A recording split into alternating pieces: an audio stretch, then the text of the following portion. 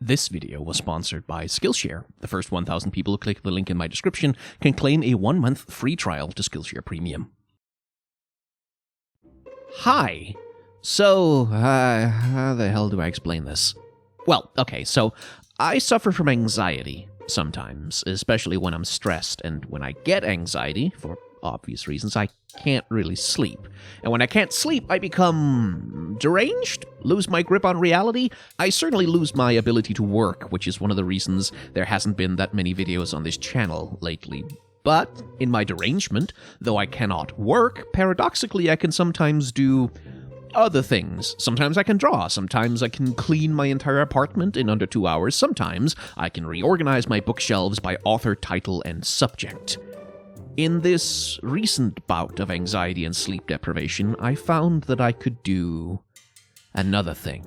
So, full disclosure, I'm making this video in no small part because, well, ad revenue has been down this month and I'm trying to make up the loss by monetizing the only thing I've been able to complete. So, if you enjoy this video, if you want to leave a like on it, maybe a comment, that would be very helpful, even if this isn't exactly the usual thing I do. Anyway, a few days ago I made a tweet at 3:31 a.m. that was meant to just be a post, but when you are sufficiently deranged, sometimes a post becomes a seed. I have no idea if this is any good, and I suspect it needs a lot of editing, but this is called The Axe and the Hand.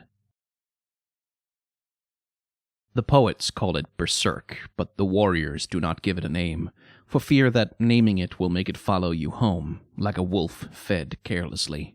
But there's a joke among the Winter's Claw veterans that if it did have a name, the name would be Olaf.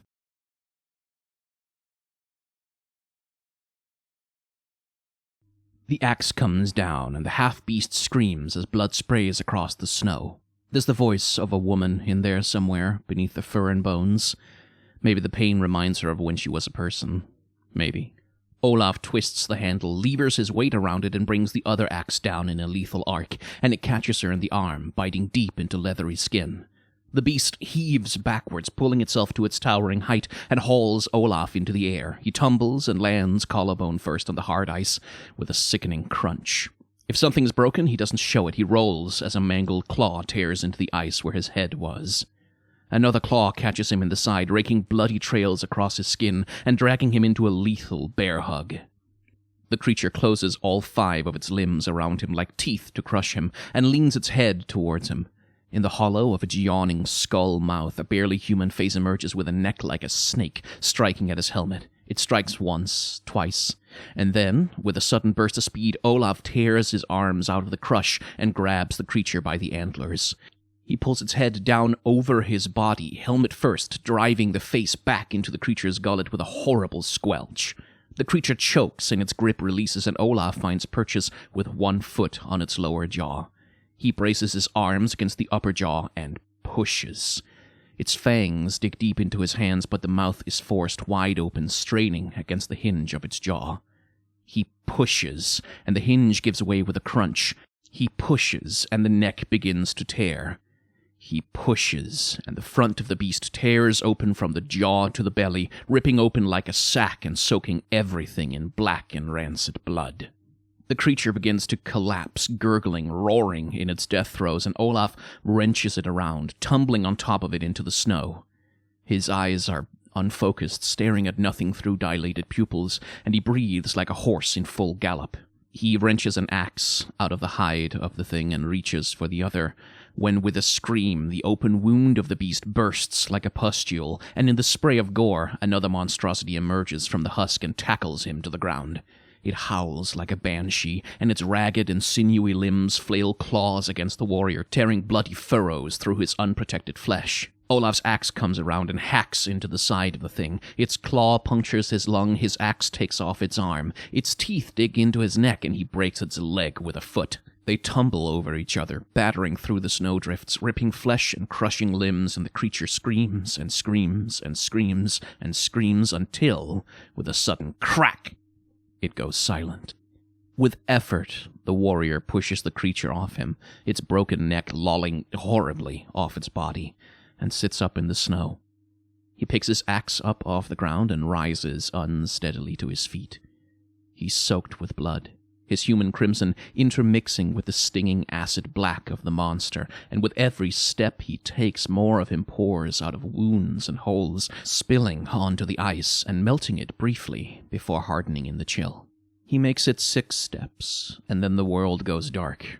In his mind's eye, before he fades, he thinks he sees the stars.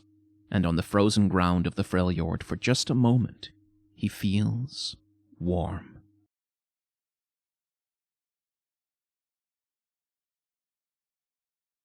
Shamans walk in the skins of other creatures. They draw on the spirits of the land and embody them and become them. It is an intoxicating experience, so they say, and harrowing and overwhelming. The spirits of the Freljord are wild and free and powerful, and Lysandra's persecution of the shaman tradition has wiped out much of the old and earned wisdom that once guided the gifted on safe paths through the spirit realm. As you wrap yourself in the body of another living being over and over again, you can lose track of where the skin ends and your self begins. If you're lucky, you live out your days as a bird, troubled only sometimes by strange memories of once being a man. But lose yourself too often and too deeply, and skin will wrap on skin will wrap on skin, and torn between 100 animal consciousnesses you become a monster whose suffering is stilled only by violence. The Volibear, ancient god of thunder and blood, commands an army of such creatures, the Ursine, but there are those in the Freljord's wilds who are too far gone for even the 1,000-pierced bear to dominate. The Wailing Widow, they'd called her, a screaming beast with the head of an elk and the limbs of wolves and bears and great hunting cats. She stalked the Elnuk herds of the Bleeding Horns, a minor tribe in the Winter's Claw, butchering cattle and leaving their corpses uneaten on the tundra. Sometimes she took the herdsmen too. Once she had taken a family, and the War Mother sent warriors to hunt the beast. Of a group of 10, only 3 came back. So heads turned in the Bleeding Horn encampment when Olaf trudged out of the frosty morning haze, dragging the head of the large beast by its spinal cord and the corpse of the smaller creature by its neck. Herders and craftsmen stopped silent in the middle of their work as he passed, and behind him, as he passed through the camp, whispers stirred up and children flocked to the bloody trail of the monster to pick at the snow. By the time he reached the great tent of the War Mother, it seemed the whole tribe had gathered in his wake, and the War Mother herself, stern, silver-haired, and a foot taller than any man under her command, emerged to greet him, flanked by her oath-sworn husbands. Olaf pulled the carcass around in front of him and heaved it into a pile in the dirty snow before the War Mother, who, but for a flicker of the eye, did not betray any surprise at his return. She had heard of Olaf, the wild fury of the Winter's Claw. The Winter's Claw never shut up about him. But Sejuani's bards would have you believe that the least of their warriors could wrestle trolls and lift yetis. It was all so much posturing, or so she had thought. The corpse had frosted over in the trek from the wilderness, and yet somehow still oozed black bloody sludge, even as it lay there. Olaf stared at her, and she realized that he was waiting in deference. He was giving her the first word, as a warrior should. She raised her voice above the din of whispers. "What tribute do you bring, Olaf of the Winter's Claw?" Olaf breathed in, and his voice came out gravelly and strained, and he spoke in stilted words as though reading out a script from his head. "The Wailing Widow is dead, War Mother Ygritte. Olaf of the Winter's Claw claims the deed, and the Winter's Claw offers you its head." He hesitated a bit, as though revising his words. "Its heads, as proof of our strength." Ygritte stared at the warrior before her. He was still caked in dried blood, both red and black. Only his axes had been conspicuously cleaned. She could not see his face inside his helmet, but where any other warrior would have been braying with pride at a great accomplishment, he seemed bored, resigned, disappointed. If it was a ploy from Sejuani to make her warrior seem stoic and unbothered by great feats of heroism, it was poorly done. The man carried himself with the dignity of a sack of potatoes. Even under the blood and gore, his clothes were ragged and his hair was matted and his braids coming undone. When Olaf had first arrived 2 weeks ago, announcing his intention to slay the beast, she had had to talk her oath-sworn down from striking the man for the insolence of his appearance. It had seemed an insult from Sejuani to send such a ragged bum where a warrior was needed. No, this was not propaganda. This was something else. This Olaf was something else. The Bleeding Horns accept this tribute, Olaf of the Winter's Claw, and we affirm our oath to Sejuani's name.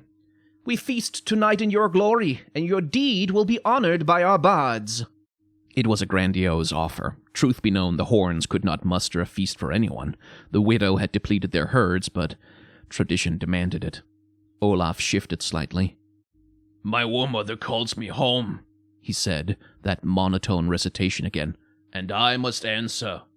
You insolent, began Ulfgjard, her most impatient husband, and she silenced him with a blow to the side of the head. Then go with honor, Olaf of the Winter's Claw, she shouted as Ulfgjard stumbled sideways. And may the snows part way before you. Ygritte raised her arm and whipped it through the air, and, not quite on cue, her tribe led up a cheer to honor Olaf's passage. Olaf merely turned and trudged away, his shoulders hunched, and his eyes staring fixedly at the horizon. The Bleeding Horns cheered until he vanished in the snowy haze, and he thought of them no more. And as the cheers faded in the camp, the people of the Bleeding Horn resumed their whispers, every one of them asking the other, "Did you see him? Did you see? He was covered in blood, but he had no wounds."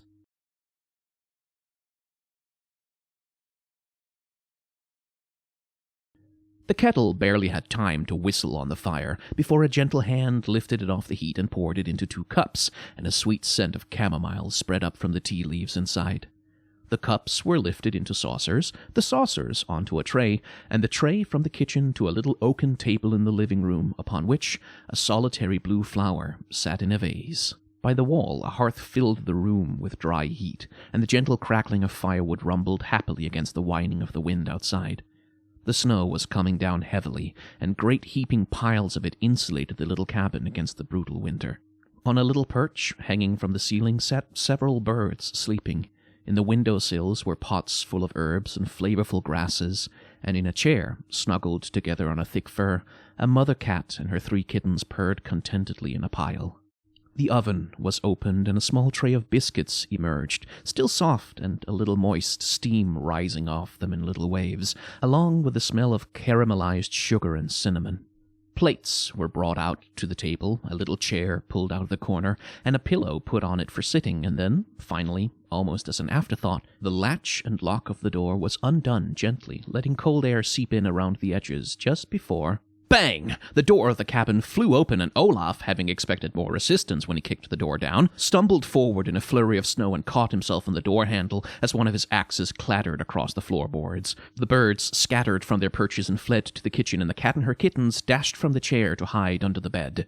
With He pulled himself upright and pointed his other axe accusatorily. "Witch, you have denied me again!" Soraka smiled gently at him and continued to set the table, laying teaspoons and cookies next to the cups. Olaf stomped forward, axe first, and stopped its blade an inch from the purple-skinned Vastaya's nose.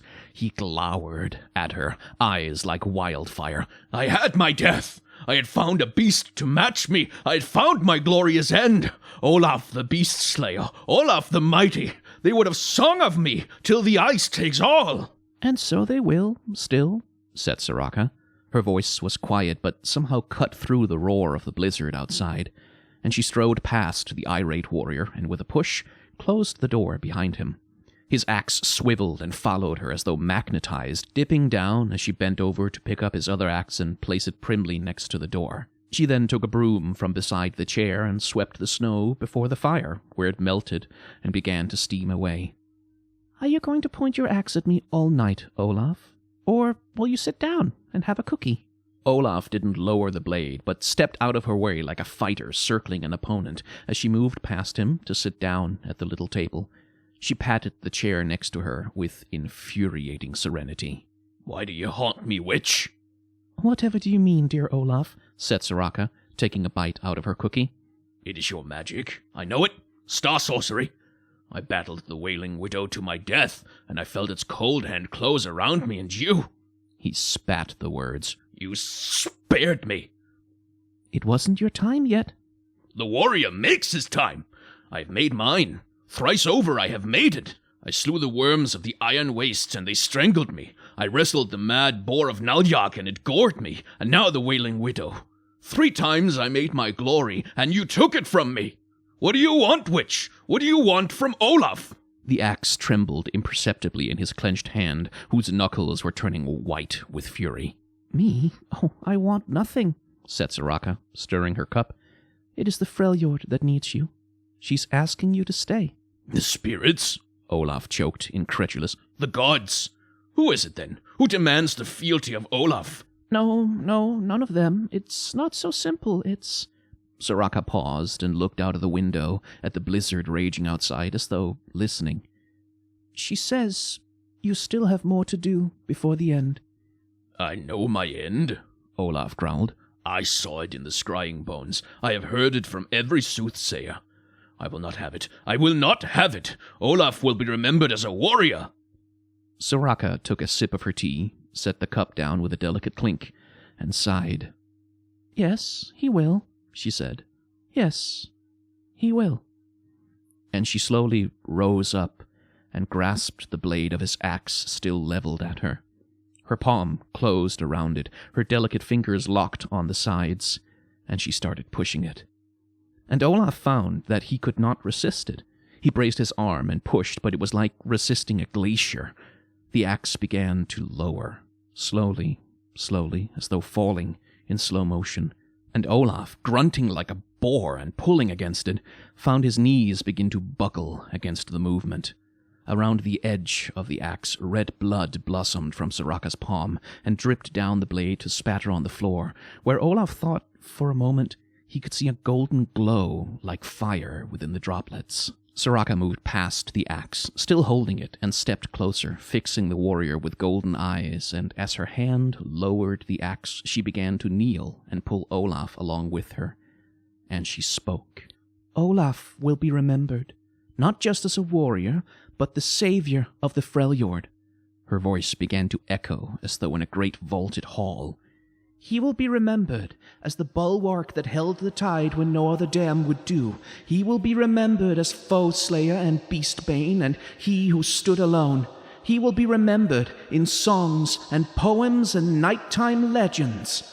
And it was as though the room darkened around the two, and Soraka's golden eyes became furnaces, and in the air around them gossamer golden threads began to spin into existence, tracing patterns between stars and weaving tapestries.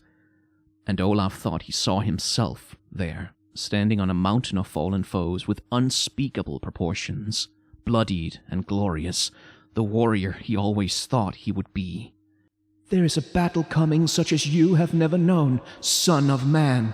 There's a darkness beneath the ice whose coming heralds the end of legends and the end of all things. If you would have your name remembered in song, then you must meet this darkness and survive it.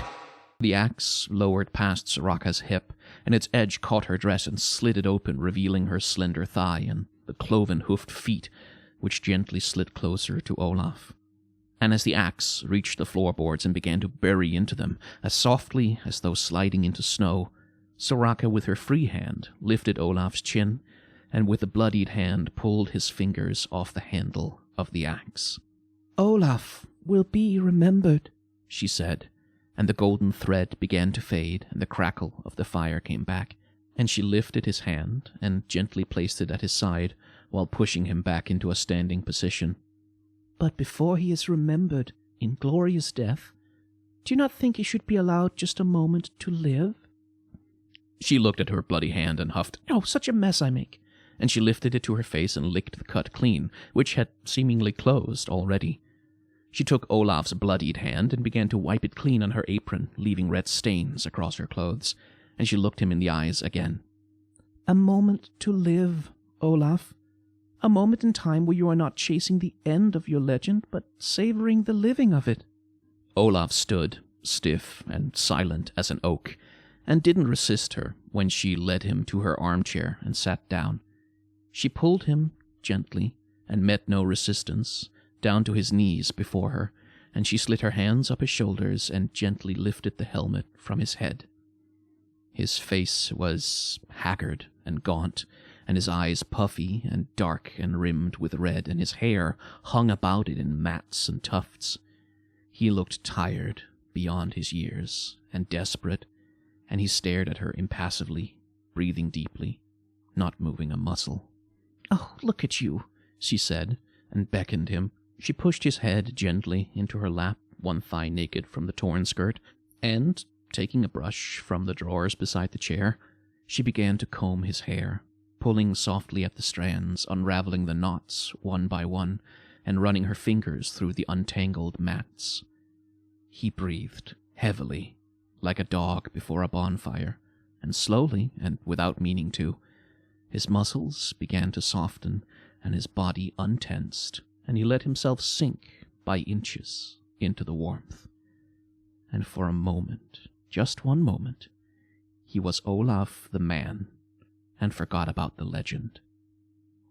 Soraka hummed as she worked, and outside the blizzard began to abate, settling snow crystals like diamonds into piles under the infinite vault of the stars. Thank you to the sponsor of this video, Skillshare, whose sponsorship helps me pay the rent this month. Skillshare is a learning platform, so it has no ads, and if you'd like to improve or learn some new skills of your own, the first 1,000 of my subscribers who click the link in the description will get a 1-month free trial of premium membership so you can explore your own creativity. And since this video talked a lot about writing, why not explore some of their classes on creative writing yourself? There's everything from guides on essay writing, which is sort of what I do in these videos, to advice for starting and structuring novels. For example, writer, activist, and Professor Roxanne Gay has a class on writing personal essays, going over every phase of the process, from research to revision to rejections and getting published. Thank you again to Skillshare for their support of this channel. Anyway, yeah, that was it. That's what I've been doing instead of making other videos, because sometimes it'd be like that. Anyway, if you liked it, like, comment, subscribe, I suppose. Have a Patreon, merchandise store, tip jar, all of that stuff. It helps me pay my rent, you know, when ad revenue is down. So if you want to use any of those, I'd be grateful for it, but you absolutely don't have to. Anyway, I have a Let's Play channel. I play video games over there. I talk a lot. So if you want more talking, then there is more talking right over there. I have a Shorts channel where I talk real fast. And that's about all the self-promotion, I think. So thanks for watching, listening, more like, yeah, listening, I think. Remember to wear a mask, wash your hands, take such vaccines as are available. Actually, get the flu shot. Get the flu shot. I'm gonna get my flu shot. You should get your flu shot too. Just because, like, first of all, having the flu sucks. But also because if it's the middle of a pandemic, you don't want to be the person who gets a really bad case of the flu and needs to go to the hospital in the middle of a pandemic. So get the flu shot, because, like, literally no reason not to. And try to act with solidarity towards those who are worse off than yourself.